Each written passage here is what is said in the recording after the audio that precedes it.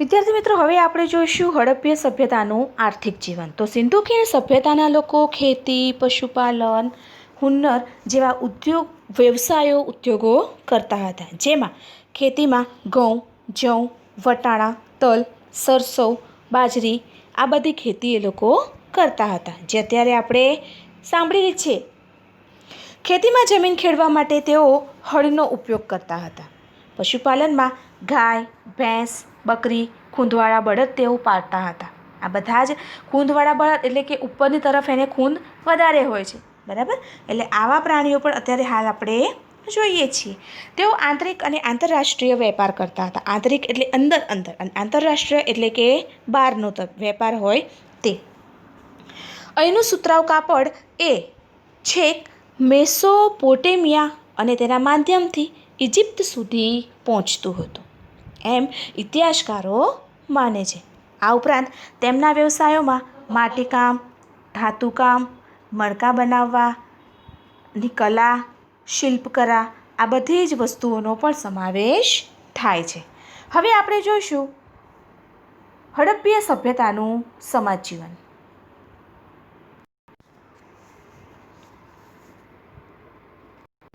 સિંધુ ખીણ સભ્યતાના લોકોનો મુખ્ય વ્યવસાય ખેતી અને પશુપાલન હતો.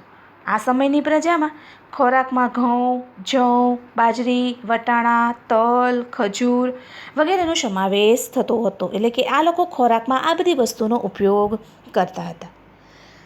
પશુપાલનને કારણે તેમના ખોરાકમાં દૂધ અને દૂધની બનાવટોનો પણ સમાવેશ થતો. એટલે કે દૂધનો પણ સમાવેશ થતો હતો અને દૂધ દ્વારા જે પણ વસ્તુઓ બને છે એ બધી વસ્તુઓ પણ તે લોકો ખોરાકમાં ઉપયોગમાં લેતા હતા. આ સભ્યતાના અવશેષોમાં માછલી પકડવાના હૂક એટલે કે ગલ, જે માછલી પકડવા માટેનું જે હૂક આવ્યું છે તે મળી આવેલો છે. એટલે એના ઉપરથી એમ કહી શકાય કે તેઓ માછલી પણ પકડતા હતા અને માછલીનો ખોરાક તરીકે ઉપયોગ પણ કરતા હતા. સિંધુ ખીણ સભ્યતામાંથી મળી આવેલા શિલ્પોને આધારે એ સમયના લોકોના પોશાક વિશેની માહિતી મળે છે. એટલે કે એ લોકોનો પોશાક કેવો હતો. તો અહીંના સ્ત્રીઓ અને પુરુષો બંને બે કપડાં પહેરતા. એક કમરથી નીચેના ભાગમાં જે ધોતી જેવું આપણે કહીએ છીએ તે, અને ઉપરના ભાગમાં કેવું પહેરતા, તો ડાબા ખભા ઉપરથી જમણા હાથની નીચે આવે તેવું વસ્ત્ર એ લોકો વીંટતા હતા. મુખ્યત્વે તેઓ સુતરાઉ કાપડનો ઉપયોગ કરતા અને ઊની વસ્ત્રથી પણ પરિચિત હતા. ઊની વસ્ત્ર એટલે કે જે શિયાળાનું વસ્ત્ર આવે છે તે ગરમ, તેનાથી પણ તેઓ પરિચિત હતા. ધાતુ તથા હાથી દાંતની બનેલી મળેલી સોયને આધારે અનુમાન થાય છે કે તેઓ સીવીને પણ કપડાં પહેરતા હશે. આમ છતાં મોટાભાગના લોકો સીવ્યા વગરના પણ કપડાં પહેરતા હશે. હવે અહીંયા તમે જોઈ શકો છો કે કેટલાક ઘરેણાઓ, આભૂષણો આપેલા છે. તો આવા આભૂષણોનો પણ એ લોકો ઉપયોગ કરતા હતા. હાથમાં વીંટી, કડા સ્ત્રી અને પુરુષ બંને પહેરતા. જ્યારે સ્ત્રીઓ બંગડીઓ, કાનમાં કુંડળ, કંદોરો, ઝાંઝર આવા આભૂષણો પહેરતી હતી. આ આભૂષણો સોના, ચાંદી અને કિંમતી પથ્થરોમાંથી બનાવવામાં આવતા હતા. એ લોકો પણ ઘરેણાઓ પહેરતા હતા, બરાબર. અને એ ઘરેણાઓ પણ એ લોકો શેના, તો સોના, ચાંદી અને અલગ અલગ પથ્થરોમાંથી એ લોકો બનાવતા, બરાબર. એટલે કે આવા એ લોકો બે કપડાં એટલે કે અમુક સીવ્યા વગરના કપડાં પહેરતા, અમુક સીવેલા કપડાં પહેરતા અને ઘરેણાઓનો પણ એ લોકો ઉપયોગ કરતા હતા. સિંધુ ખીણ સભ્યતાના લોકો માટીના, તાંબાના, કાંસાના વાસણો બનાવતા, જેમાં માટીમાંથી પ્યાલા, વાડકી, કુલડી, ગાગર, રકાબી, કથરોટ વગેરે વાસણોનો સમાવેશ થાય છે, બરાબર. આ બધી વસ્તુઓ તેઓ માટીની બનાવતા હતા. સિંધુ ખીણ સભ્યતાના લોકોએ બાળકો માટે વિવિધ પ્રકારના રમકડાઓ બનાવ્યા હતા. કે બાળકોને રમવા માટે અત્યારે જેવા રમકડા તમે લોકો રમો છો એવા રમકડા એ વખતે હતા નહીં. એટલે એ લોકો શું કરતા હતા, માટીના રમકડાઓ બાળકો માટે બનાવતા હતા. જેમાં પંખી આકારની સિસોટીઓ, ઘૂઘરા, ગાડા, લખોટી, પશુ, પંખી અને સ્ત્રી પુરુષ આકારના રમકડાનો પણ સમાવેશ થાય છે. એક રીતે જોઈએ તો આ પ્રજાની સર્જન શક્તિ અને કલા કારીગરી એમના રમકડામાં વ્યક્ત થાય છે, કે એ લોકો બનાવે છે એના ઉપરથી કહી શકાય કે એ લોકોનું સર્જન શક્તિ કેટલી હશે. ઓકે, માથું હલાવતા પ્રાણી અને ઝાડ પર ચડતા વાંદરાની કરામત દર્શાવતા રમકડાઓ પણ જોવા મળે છે, અને આ રમકડાઓ ઉપરથી એમની કલા શક્તિ અને સર્જન શક્તિ આપણે જોઈ શકીએ છીએ. હવે આપણે જોઈશું ધાર્મિક જીવન અને અંતિમ વિધિ. તો હડપ્પા સભ્યતાના ધાર્મિક જીવન વિશે આપણને મૂર્તિ અને મુદ્રાઓમાંથી માહિતી મળે છે. ધાર્મિક જીવન એ લોકોનું કેવું હશે તો એ આપણને શેનામાંથી ખબર પડે છે? તો જે મૂર્તિઓ મળે છે તે અને મુદ્રાઓ, બરાબર, આના ઉપરથી આપણને તેમનું ધાર્મિક જીવનનો ખ્યાલ આવે છે. મૂર્તિઓમાં માતૃકા દેવીની મૂર્તિઓને ઇતિહાસકારો એ ધરતી માતાનું પ્રતીક ગણે છે. એટલે કે હડપ્પીય સભ્યતાના લોકો એ ધરતી પૂજા સવિશેષ કરતા હશે, કારણ કે ધરતી એ અન્ન અને પાણી આપે છે. એટલે કે ધરતી માતાને એ લોકો વધારે મહત્ત્વ આપે છે, કારણ કે જે પણ એમને અન્ન અને પાણી મળતું હતું તે ક્યાંથી મળે છે? ધરતીમાંથી. આ ઉપરાંત તેઓ વૃક્ષ પૂજા, પશુ પૂજા, નાગ દેવતા, સ્વસ્તિક પૂજા કરતા હતા. સ્વસ્તિક પૂજા એટલે કે જે સાથીઓ આપણે કહીએ છીએ, ઓકે, તો એની પણ એ લોકો પૂજા કરતા હશે. લોથલ અને કાલીબંગનમાં અગ્નિ પૂજાના અવશેષો પ્રાપ્ત થયા છે. એટલે કે અગ્નિ પૂજા એટલે કે અગ્નિ ન મળે પણ એ અગ્નિ પ્રગટ થઈ ગયા પછી જે અવશેષ મળે છે, રાખ, બરાબર, તો આવી વસ્તુઓ મળે તો એના ઉપરથી એમ કહી શકાય કે તેઓ અગ્નિ પૂજા પણ કરતા હશે. હડપ્પીય સભ્યતાના લોકો મૃત્યુ પામનાર મનુષ્યને દાટતા હશે, અને ઘણી જગ્યાએ અગ્નિ સંસ્કારના પુરાવાઓ પણ મળેલા છે, કે કોઈ જગ્યાએ અગ્નિ સંસ્કાર કરતા હશે તો કોઈ જગ્યાએ શું કરતા હશે? તેમને દાટતા હશે. તેઓ મૃતકને દાટતા અને તેની સાથે કેટલીક વસ્તુઓ પણ મૂકતા. કહેવાય છે કે જે વ્યક્તિ મરી જાય છે એની જે પણ વસ્તુઓ ગમતી હોય એ બધી જ એની ગમતી વસ્તુઓ એની સાથે દાટવામાં આવતી, જે તેમના મૃત્યુ પછીના જીવનની તેમની કલ્પના બતાવે છે, કે એમના મૃત્યુ પછી પણ એમને જે વસ્તુઓ ગમતી હતી તેમની સાથે એને મૂકવામાં આવતી હતી. હવે આપણે જોઈશું લિપિ અને ભાષા. તો સિંધુકીય સભ્યતાના અવશેષોમાંથી મુદ્રાઓ, મુદ્રિકાઓ, તામ્રપત્રિકાઓ મળી આવેલી છે. તેમના ઉપરથી અણઉકાયેલી રહસ્યમય ભાષામાં લિપિબદ્ધ લખાણ જોવા મળે છે. આજ સુધી આ લખાણ કોઈ ઉકેલી શક્યું નથી, બરાબર. એમની ભાષા કઈ છે, કયા શબ્દો લખેલા છે, એ આજ સુધી ઉકેલાયું નથી. જો કે આ લખાણો માત્ર ટૂંકા છે, એટલે કે નાના જ છે. માત્રાવાળા અક્ષર અને જોડાક્ષરો પણ તેમાં જોવા મળે છે. આ લિપિ ઉકેલવા ઘણા પ્રયત્નો થયા, પરંતુ હજી તેમાં સફળતા મળી નથી. એટલે જે પણ એ લખાણ કે લિપિ કે ભાષા લખાયેલી છે તે હજી સુધી હાલની તારીખમાં પણ તે વણ ઉકેલાયેલી છે.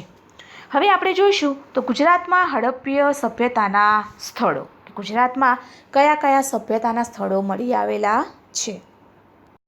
તો ગુજરાતમાં સુરેન્દ્રનગર જિલ્લો, રંગપુર, અમદાવાદ જિલ્લો, લોથલ, રાજકોટ જિલ્લો, રોજડી એટલે કે શ્રીનાથનગર, કચ્છ જિલ્લો, દેશલપર, ધોળાવીરા, સુરકોટડા, જામનગર જિલ્લામાં લાખા બાવળ અને આમરા, બરાબર, ભરૂચ જિલ્લામાં ભાગા તળાવ, કીમ નદીને કિનારે આ બધા જ અવશેષો મળી આવેલા છે. હવે જોઈશું હડપ્પીય સભ્યતાનો અંત. તો ઇતિહાસકારો એ ધરતીકંપ, પૂર, રોગચાળો કે બાહ્ય આક્રમણને કારણે આ સભ્યતાનો અંત આવ્યો હશે તેવું માને છે. જોકે આજે પણ ઇતિહાસકારો તે માટે તેનો અંત સંશોધનનો વિષય બની રહેલો છે, કે આજ સુધી ખબર નથી પડી કે ખ્યાલ નથી આવ્યો કે તેનો અંત કઈ રીતે થયો હશે, બરાબર. આ માત્ર આપણે એનું અનુમાન લગાવ્યું છે કે કદાચ ધરતીકંપ આવ્યો હશે, કે કોઈ પૂર આવ્યું હશે, કે કોઈ રોગચાળો આવ્યો હશે, કે કોઈ બાહ્ય આક્રમણ થયું હશે. તો આને કારણે કદાચ એ આખી સભ્યતા છે, સંસ્કૃતિ છે, એનો અંત આવ્યો હશે, પણ હજી સુધી ચોક્કસ આપણે કહી શકતા નથી કે એનો અંત કઈ રીતે આવ્યો હશે. હવે આપણે જોઈશું આપણા પ્રાચીન ગ્રંથો, જેમાં જોઈશું ઋગ્વેદ અને તેનું અધ્યયન. તો આપણા વેદ 4 છે: ઋગ્વેદ, સામવેદ, યજુર્વેદ અને અથર્વવેદ. જેમાં આપણે જોઈશું ઋગ્વેદ વિશે.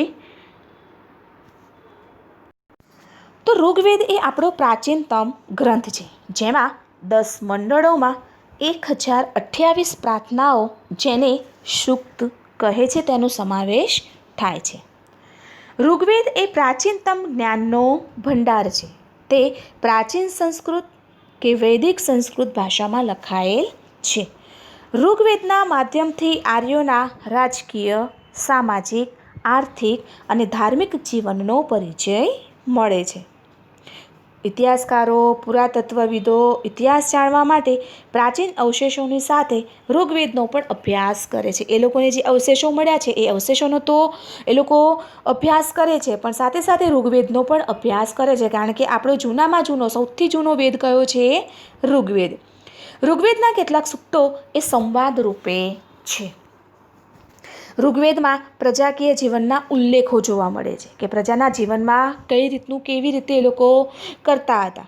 ગણ, સભા, સમિતિ જેવી રાજકીય સંસ્થાઓની માહિતી પણ ઋગ્વેદમાં જોવા મળે છે. કે ગણ એટલે કે સમૂહ, મંડળ, જૂથ કે ટોળું જે આપણે કહીએ છીએ, ગણ આખો જે વધારે વ્યક્તિઓનું જૂથ આપણે કહીએ છીએ તે. સભા તો મંડળી, સમાજ, મેળાવડો, પરિષદ કે જ્યાં એકથી વધારે માણસો એકઠા થયા હોય તેવું મકાન, બરાબર, ચર્ચા માટે ભેગા થયા હોય. સમિતિ તો ટોળી, નાની સભા, કમિટી, સમિતિ, યુદ્ધ, લડાઈ, સભા, પરિષદ, નાની મંડળી, તો એ સમિતિ. ઓકે. સભા સમિતિની સરખામણીમાં નાની નાની સંસ્થા હતી, અને તેમાં રાજ્યના મુખ્ય આગેવાનો બેસતા અને રાજ્યના અગત્યના જે પ્રશ્નો હોય તેની ત્યાં ચર્ચા થતી. ન્યાય પણ ત્યાં અપાતો હતો. સમિતિ વિસ્તૃત સંસ્થા હતી જે રાજાને ચૂંટણી કરતી, રાજાને મદદ કરવા સેનાધ્યક્ષ અને પુરોહિતની પણ નિમણૂક કરતી હતી. અત્યારે રાજા જે હોય તો એ રાજાને મદદ કરવા માટે અમુક મંત્રીઓની નિમણૂક પણ કરવામાં આવતી હતી. રાજાનું જો એક કાર્ય ગવેષણા પણ હતું, અને ગવેષણા એટલે યુદ્ધ. ગવેષણા એટલે યુદ્ધ. ઋગ્વેદમાં રાવી નદીના કિનારે 10 રાજાઓ વચ્ચે થયેલા યુદ્ધનો ઉલ્લેખ પ્રાપ્ત થાય છે. રાવી નદીને કિનારે જે સિંધુ નદી હતી તેનાથી થોડીક દૂર એક નાની રાવી નદી હતી, અને એ રાવી નદીને કિનારે 10 રાજાઓ વચ્ચે જે યુદ્ધ થયેલું હતું એ યુદ્ધનો ઉલ્લેખ પણ પ્રાપ્ત થયેલો છે. ઋગ્વેદમાં આર્યના સામાજિક જીવન વિશે પણ માહિતી મળે છે. સમાજનું એકમ એક કુટુંબ હતું, અને પિતૃપ્રધાન અને સંયુક્ત કુટુંબ વ્યવસ્થા હતી. સંયુક્ત કુટુંબ વ્યવસ્થા એટલે કે જે ઘરમાં બધા જ લોકો ભેગા રહેતા હોય છે, કે મમ્મી, પપ્પા, દાદા, દાદી, કાકા, કાકી, બધા જ લોકો જે ભેગા રહેતા હોય છે સંયુક્ત કુટુંબ. અને વિભક્ત કુટુંબમાં કોણ હોય? તો માત્ર તમે લોકો અને તમારા મમ્મી પપ્પા, તો એ વિભક્ત કુટુંબ. બરાબર. તો એ વખતે કેવા કુટુંબો હતા? સંયુક્ત કુટુંબો હતા. અને પિતૃપ્રધાન એટલે કે પિતૃપ્રધાન જે આજે પણ છે. ઓકે. સમાજ વર્ણ અને જ્ઞાતિઓમાં વહેંચાયેલો ન હતો. કોઈ વર્ણ નહીં કે કોઈ જ્ઞાતિ નહીં, બધા જ એક સમાન. ઓકે. સમાજમાં બધાને કેવા માનવામાં આવતા હતા? સમાન માનવામાં આવતા હતા. કોઈ ઊંચ નીચ કે કોઈ ભેદભાવ હતા નહીં. અને સ્ત્રીઓનું સમાજમાં ઊંચું સ્થાન હતું, તથા સ્ત્રી સ્વાતંત્ર્ય હતું, અને સ્ત્રીઓની સહધર્મચારિણી પણ ગણવામાં આવતી હતી. સ્ત્રીઓને કેવી ગણવામાં આવતી હતી? સમાન. અત્યારે જેમ સ્ત્રીઓનું સ્થાન ઊંચું છે, એમ એ વખતે પણ સ્ત્રીઓનું સ્થાન ઊંચું જ રાખવામાં આવતું હતું. ઓકે. તો તેમાં અપાલા, લોપામુદ્રા અને ઘોષા જેવી વિદુષી સ્ત્રીઓ, વિદુષી એટલે કે જ્ઞાની અને જે વેદો હોય એની જાણકાર, આવી સ્ત્રીઓએ પણ ઋગ્વેદની ઋચાઓ રચેલી છે. કન્યા જ્યારે પુખ્ત ઉંમરની થાય ત્યારે જ તેના લગ્ન થતા હતા. અત્યારે પછી વચ્ચેનો જે સમયગાળો આવ્યો તેમાં શું થતું હતું? કે લગ્ન બાળ ઉંમરમાં એટલે કે નાની ઉંમરમાં કરવામાં આવતા હતા. પણ એ વખતે કન્યા જ્યારે પુખ્ત ઉંમરની થાય ત્યારે જ તેના લગ્ન થતા હતા. ઋગ્વેદમાં પ્રકૃતિની પૂજાના ઉલ્લેખો જોવા મળે છે, જેમાં ઇન્દ્ર, વરુણ, અગ્નિ, સૂર્ય આ બધા લોકોની પૂજાના ઉલ્લેખો મળેલા છે. સવારની દેવી ઉષા અને સાંજની દેવી અદિતિનો ઉલ્લેખ જોવા મળે છે. કે સવારની દેવી હોય એ ઉષા દેવી, બરાબર, કારણ કે ઉગતો દિવસ છે, અને સાંજે કેવી છે? અદિતિ. આ બંને દેવીનો ઉલ્લેખ જોવા મળેલો છે. એટલે કે આ બંનેની પણ એ લોકો પૂજા કે અર્ચના જે પણ હોય તે કરતા હશે. ઋગ્વેદમાં ગાય, ઘોડાની અને બળદની ચર્ચા ઘણી જગ્યાએ થઈ છે. ઋગ્વેદમાં અન્ય પશુઓની સરખામણીમાં ઘોડાનો સૌથી વધુ ઉલ્લેખ આવે છે કે એમાં સૌથી વધારે ઉપયોગ શેનો થતો હતો? ઘોડાનો.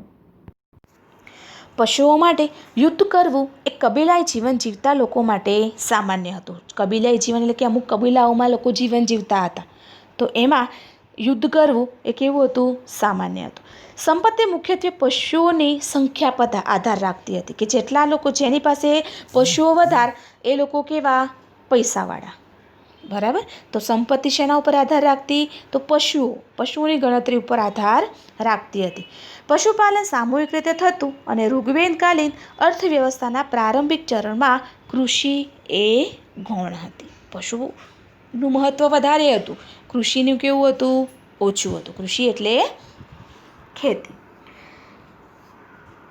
સૂક્તનો અર્થ છે સારી રીતે કહેવાયેલું. સૂક્ત આપણે જે આગળ જોયું કે 10 મંડળોમાં 101,028 પ્રાર્થનાઓ હતી જેને સૂક્ત કહેવાતું. તો એ સૂક્તનો અર્થ શું છે? સારી રીતે કહેવાયેલું, તો એને સૂક્ત કહેવામાં આવે છે.